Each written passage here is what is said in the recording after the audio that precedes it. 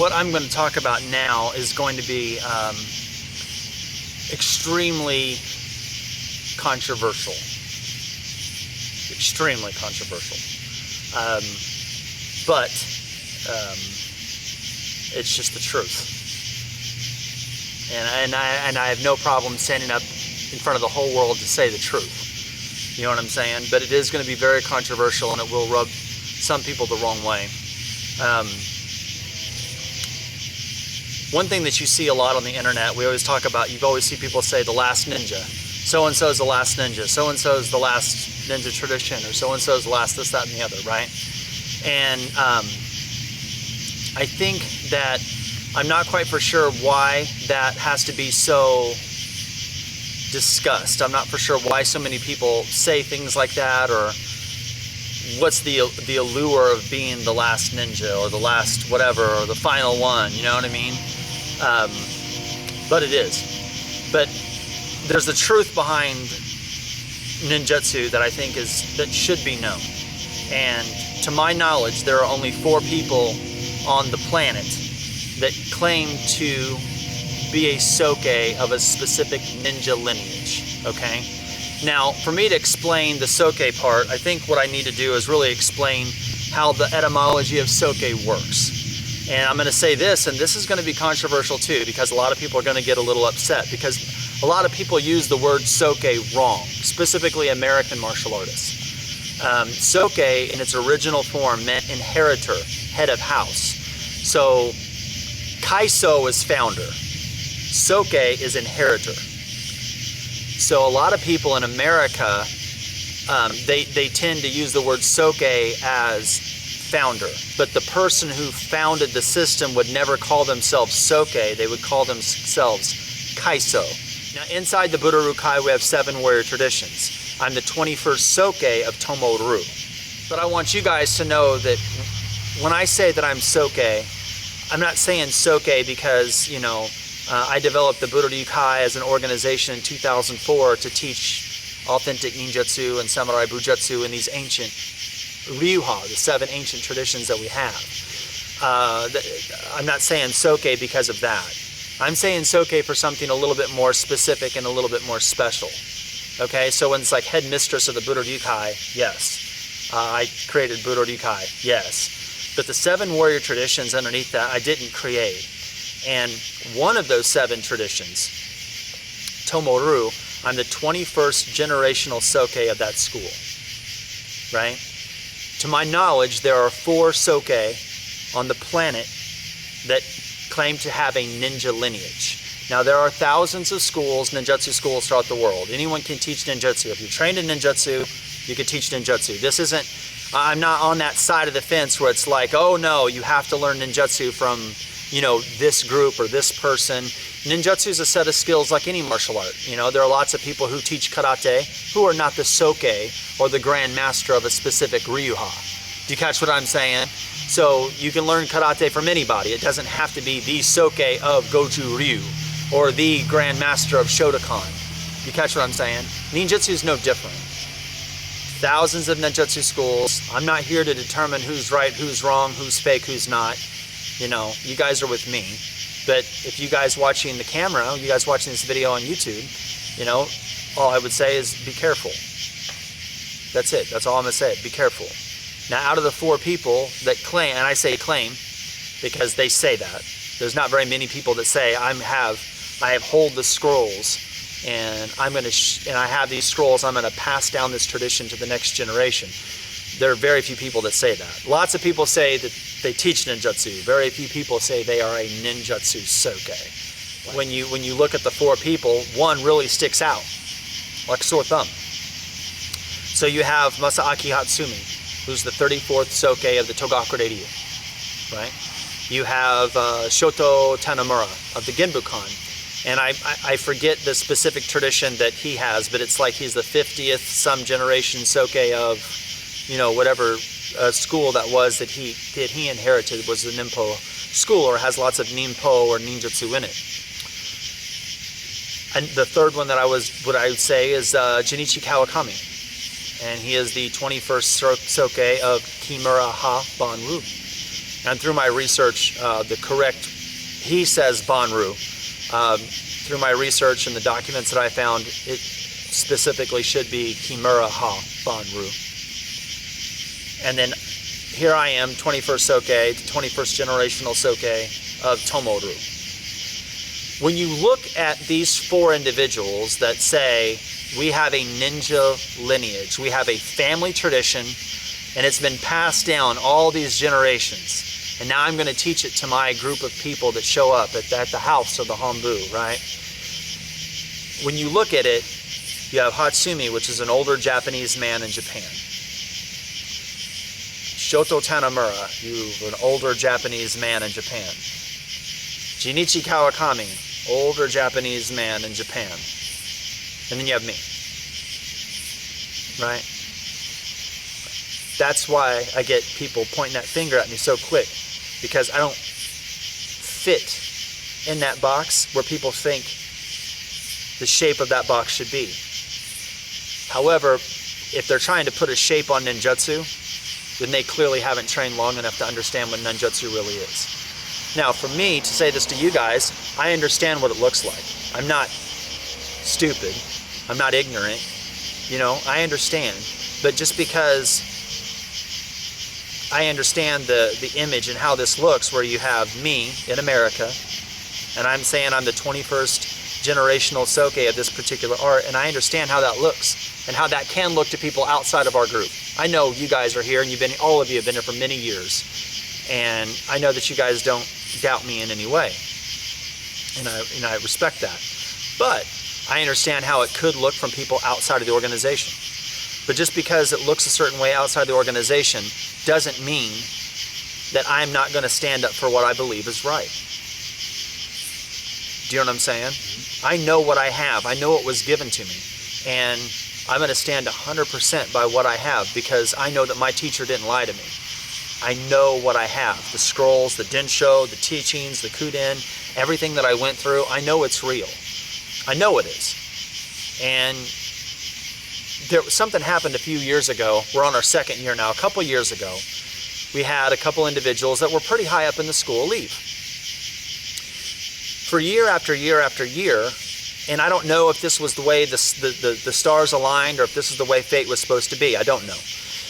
But many times I was having conversation with certain individuals that were part of the school at this time, and I was like, you know, some of these scrolls that have the kata, the mokuroku, etc., etc., I have them at the, I have a safety deposit box. We should get them out. We'll take some pictures together. I want to show the world this. I want you to be there. We can have the black belts together. We can take pictures, and we always planned on doing it. We just never did it. And never at any time was there a couple years back with the individuals that I was talking to, never at any time did I ever think I didn't trust them, or I can't shoot this picture with so-and-so, or I don't want them to see, you guys seen that I put scrolls out and didn't show and blah, blah, blah, blah, blah, right? We do have the ones that I keep at the Hombu that I show to people so they can see real historical scrolls and densho, and I have those specific ones at the dojo. But the really good stuff, you know what I mean? Like the stuff that I don't want to be fucked up in case my house burns down or something like that. I've got that in a safety deposit box. Anyway, I was relaying this information, and never at any time did I ever think that I didn't want to show these individuals these scrolls. We just never did it. We just never did it. You know what I mean? Not because of didn't want to. We just never did it. Everyone goes about their life. You do your thing, I do my thing, come to school, do the dojo, do the class, come to the event, blah, blah, blah.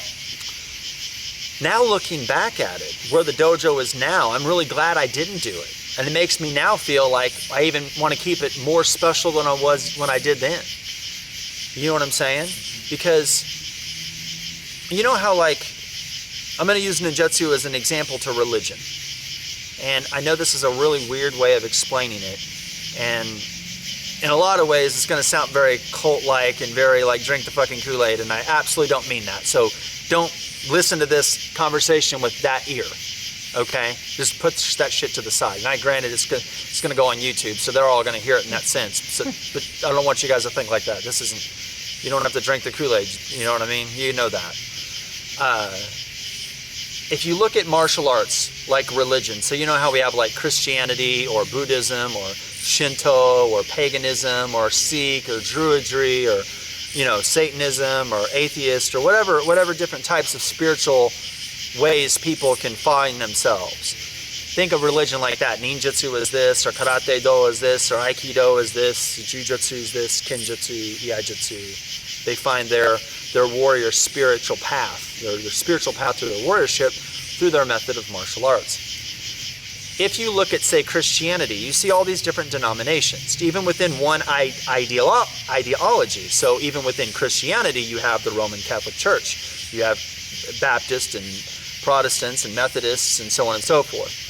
Even within Ninjutsu, same thing. So Ninjutsu, you're going to have like Masaki Atsumi and his being Soke with his particular schools, Shoto Tanamura and his Soke-ship with his particular traditions that he's teaching, Junichi Kawakami with his particular traditions and things that he has and the things that he's teaching. And then you have me and the teachings and everything that I have and I teach. I understand that there are also a variety of other types of Christianity beliefs and spiritual paths that most people don't even know because they're so small. And they're only meant for a few people that one individual trusted. You know what I mean? And that's probably how this is going to be. But I'm okay with that. You know what I mean? Because when I do my research and I do my study and I understand like these are the things that my teacher gave me and these are the things I give you, everything that I teach fits historically in the time of the ninja. Everything we teach fits historically at the time of the samurai. It's not like I'm having you guys do specific techniques that's just automatically red flagged as, you know, bullshit. We're not doing certain things where, you know, you see these other ninjutsu schools and they're doing certain things. It's like that was never done in the time of the ninja or time of the samurai. We don't have those kind of techniques. You know what I mean? And even though even though there's not a day goes by I don't get blistered on the internet, that doesn't stop me from doing what's right. And, you know, I'm not ever going to not be the Soke that I feel I should be because I was given something very special and very sacred, and I want to give that back to you guys. Even if it's just a small group, that's okay. Because the largest fire starts with a small flame. You know what I mean? Even the biggest fire will start with a spark. And if I can spark the mind of someone or teach someone that actually understands it and can get it, and then you guys can take it and share that, and then share that, people see that. And people can be inspired by that. And ninjutsu, in the realm of martial arts, is a very small, exotic type art. Because I would venture to say, 99% of the people in the world that do martial arts don't give a shit about ninjutsu. You know what I mean? Most people do MMA or boxing or kickboxing or some form of karate do or whatever. I mean, we're talking 99% of people in the martial arts community thinks ninjutsu is a joke. Only the people in the ninja community takes ninjutsu serious. Nobody outside of the ninjutsu community really takes ninjutsu that serious. They think we're dressed up as black in black outfits and we're running around at night and, you know, LARPing. And to a certain degree, we are dressed up in black running around at night and having a good old go. You know what I mean? But we're not doing it because we're trying to be some sort of like, you know, cosplay or something like that. We're doing it for a reason. See, what separates ninjutsu, the beautiful thing about ninjutsu, as opposed to like, say, karate do or aikido or judo, is that our specialty lies in things that they don't do. If you ask the average person on the street who don't do martial arts, what's the difference between karate do and taekwondo? Most people don't know. Most people don't know the difference between judo and aikido. But if you ask them what's a ninja, bang, they would know. Even if they have the Hollywood stereotype, they're still not going to be that far off. They're going to know that they dress in black, or they conceal themselves in the shadows, they do secret stuff, and you know, they work with concealed weapons, they work on stealth walking, stealth tactics, they're kind of special forces of the samurai. Like, they would know those things because that's the kind of stuff that's already out there. No other martial art does that. And that's the beautiful thing. Generally speaking, The people that say, I have a specific ninja lineage, I was passed down these teachings, I have the scrolls, I'm the whatever Grandmaster, Hatsumi is the 34th Sōke of, Tanamura is the whatever Sōke of, Kawakami is the whatever Sōke of, I'm the 21st Sōke of Tomoru. There's very few of those. You know what I mean? And I do take that very seriously. I do think it's something very special. I do realize that I'm standing up in front of the whole world and I'm taking shots every fucking day, and I give zero shits what people have to say about me or about that, because I know I'm right. And the more I get those shots fired at me, the stronger I feel I need to stand up, because if I don't, no one else will. And I think that I was given something that's very special and sacred to me, and honestly, it's how I live my life. You know, I don't get out of the house that much. I mean, you guys come over, we train, we do our thing, and I go back to reading books that was written in the 1500s. I mean, you know what I mean? I run around the woods and magic and, you know, energy and meditation, and, you know, I don't really get out that much. But it is very special to me, and I do want to give something very special back to you guys. And I want what I learned from my master to survive to the next generations. And that can't happen if I don't stand up to the world and say, no, you're wrong. You know what I mean? If I cower down and I don't stand up for the things that I believe is right, if I cower down and I don't stand up and be the Sōke that my teacher thought I was going to be, I was the next one in line. He was the 20th Grandmaster and he gave it to me, now I'm the 21st. If I don't stand up and do that, regardless of the hate and the bullshit and the finger pointing and all this crap, then I failed. And I'm not going to fail him. I'm not going to fail this tradition. And I sure as hell ain't going to fail any of you. So I don't know what you guys got out of that particular Kuden lesson, but I felt like it is something that I wanted to speak about.